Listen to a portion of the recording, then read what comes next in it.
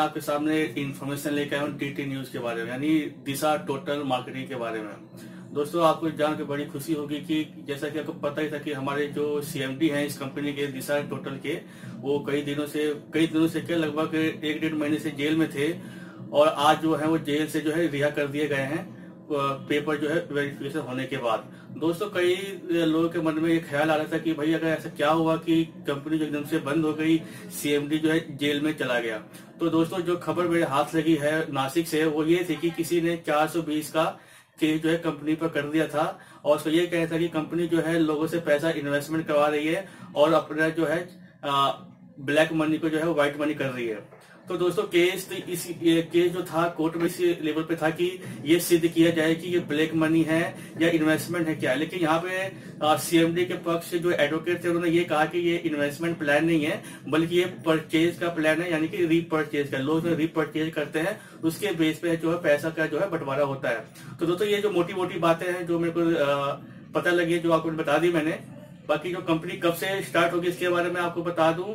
जैसा कि मेरी बात हुई है लीडर से, उनका ये कहना है कि अब जैसे कि जेल से बाहर आ गए हैं, 1-2 दिन बाद जो है जो नासिक के मुंबई के जो मेन लीडर्स हैं, जो डायमंड्स हैं, उनकी मीटिंग रखी जाएगी लगभग 1 हफ्ते या 10 दिन के बाद। उसके बाद ये डिसाइड किया जाएगा कि प्लान जो है कैसे शुरू किया जाए, जहां से कंपनी बंद हो गई थी वहीं से शुरू किया जाए या नए तरीके से शुरू किया जाए। और दूसरी बात ये भी हाथ लगी है कि मीटिंग के बाद कई जो अलग अलग स्टेट हैं, दिल्ली, महाराष्ट्र या पंजाब, जहां से लोग जुड़े हुए हैं, वहां से भी कुछ लोगों को जो है इन्विटेशन जाएगा दूसरी मीटिंग के लिए। उसके बाद ही सबसे राय लेने के बाद ही कंपनी जो है अपना प्लान जो है फिर से शुरू करेगी।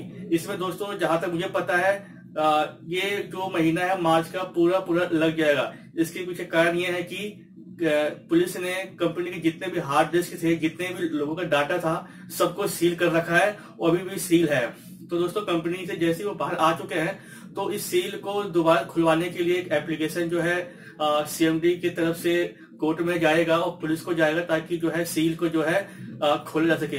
सील खोलने के बाद ही ये चेक किया जाएगा कि जो डेटा उसके अंदर था वो डेटा सेफ है कि नहीं।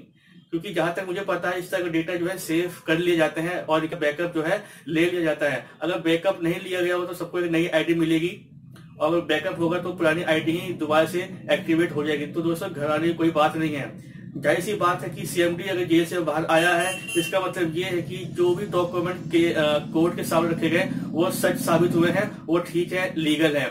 दूसरी बात, आपको ये पता है कि ये कंपनी जो है डायरेक्ट सेलिंग कंपनी है और गवर्नमेंट के 108 नंबर पर रजिस्टर्ड है। और इस 108 नंबर में आने के लिए या गवर्नमेंट के कंज्यूमर के नंबर में आने के लिए हर कंपनी को अपने डॉक्यूमेंट को जो है वेरीफाई करवाना पड़ता है गवर्नमेंट से। जिसके डॉक्यूमेंट वेरीफाई होते हैं वही कंपनी यहाँ पे लिस्टेड होती है।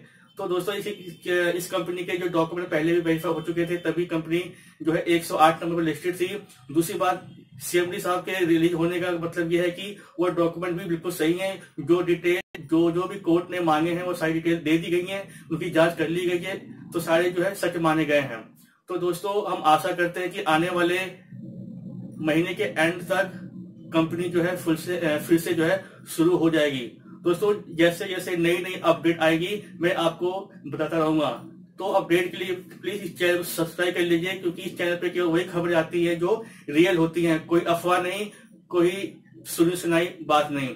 दोस्तों, ये खबर जो है मैं 3 लोगों से कंफर्म की है, एक तो नासिक से और एक मेन लीडर से और एक खुद मैंने मतलब कि मेरे दोस्त जो है नासिक में रहता है वो विजिट करके आया है और इनकी कंपनी के एक डायरेक्टर से उसने मीटिंग भी की है, जहां पर उसने साफ साफ बोला है कि सब कुछ पॉजिटिव है। सब मामला जो है कोर्ट के ऊपर छोड़ दिया गया है, क्योंकि कोर्ट को सारे सबूत दे दिए गए हैं और कोर्ट उससे खुश भी है। खुश बोले तो वो डॉक्यूमेंट को देख के कि ठीक है कि डॉक्यूमेंट जो है हमारे ही फेवर में है। तो दोस्तों, बस आने के 10 दिन के अंदर 10 से 12 दिन के अंदर मीटिंग होने की डेट आ जाएगी। जैसी ही मीटिंग होगी मैं उसकी खबर भी इस चैनल पर आपके सामने सबसे पहले लेके आऊंगा। मीटिंग में क्या बात हुई, क्या नहीं हुई, नया प्लान आएगा या दोबारा एक्टिवेट आईडी की जाएगी, सबकी इन्फॉर्मेशन जो है मैं आपको इस चैनल में सबसे पहले दूंगा। तो कृपया करके इस चैनल को सब्सक्राइब कर लीजिए और फिर दोस्तों को भी बता दीजिए जिन्होंने डीटी जो ज्वाइन कर रखा है, ताकि उनको भी थोड़ा रिलीफ मिल जाएगा। बाय दोस्तों, अब तक के लिए यही खबर थी। बाकी जो भी अपडेट आएगी उसके लिए मैं आपको आगे भी अपडेट देता रहूंगा।